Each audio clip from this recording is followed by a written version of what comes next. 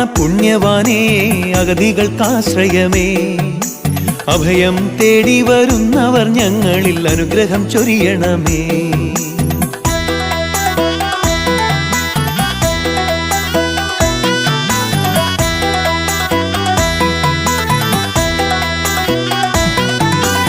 അത്ഭുതങ്ങൾ കേട്ടറിഞ്ഞു ദിനം തോറും ആയിരങ്ങൾ വന്നു കുമ്പിടുന്നു.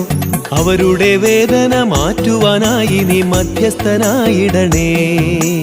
അത്ഭുതങ്ങൾ കേട്ടറിഞ്ഞു ദിനം തോറും ആയിരങ്ങൾ വന്നു കുമ്പിടുന്നു.